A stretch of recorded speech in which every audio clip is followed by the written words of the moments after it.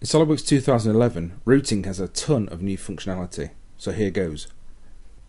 All the individual libraries for electrical components, wires and cables, and for piping and tubing, and all the different add component wizards have all been consolidated into one single routing library manager. Extra component types have also been added, such as gaskets, OLEDs, hangers and others. The Add Component wizard has also had a user interface overhaul, making it easier to understand and faster to populate your libraries. Follow the easy instructions to add all the connection points in the correct locations in your models. These last two tabs control the import of P&ID data from external applications. The schema editor enables you to take the XML output from the P&ID system and break it down into its constituent parts so that SOLIDWORKS can understand it. Imported XML files in any format can then be categorized quickly using this straightforward interface. The final tab gives us a view of a new piping equipment database that can be easily populated with the components in the design library or with any components you may have created yourself or downloaded. This is used when the P&ID file does not include the associated SOLIDWORKS file for each piece of equipment. Rather than search for a suitable component, the database will immediately give you a filtered list of equipment to choose from, saving a lot of time and reducing errors.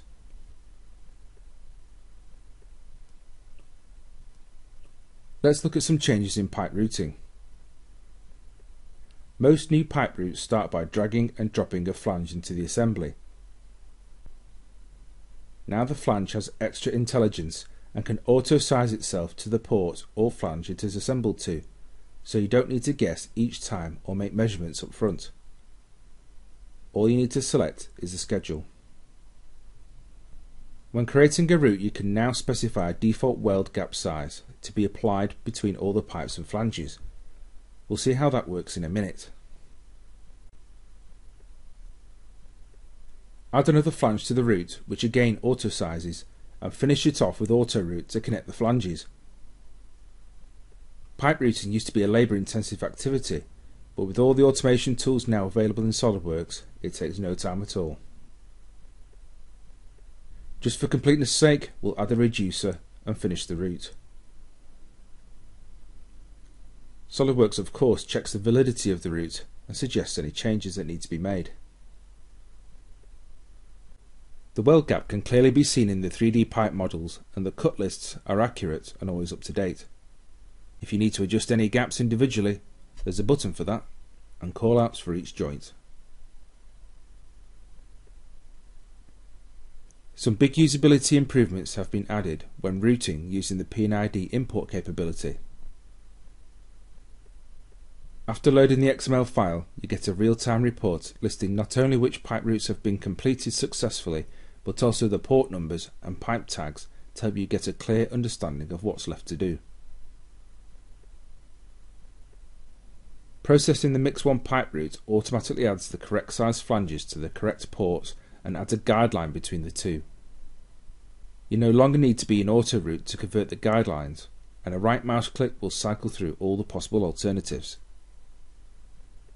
It's simple and fast, and of course you have all the flexibility of a 3D sketch to make any modifications you want. If you need to have more control over the location of your pipes, you can add dimensions. Dimensions added to pipes in SOLIDWORKS 2011 by default measure to the outer diameter of the pipe, so it doesn't matter what scheduled pipe you're using or if you've added coverings, the clearance will be maintained.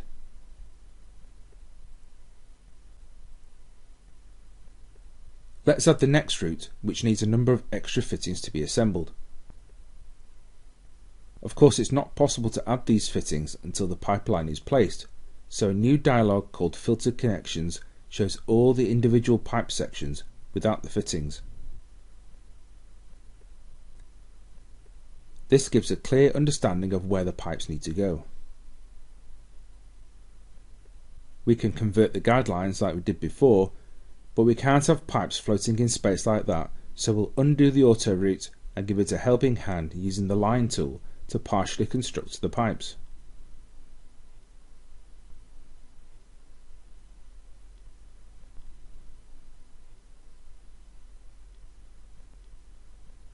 When you're done, the guideline updates so you can use Convert Guidelines again and Autoroute to finish the job.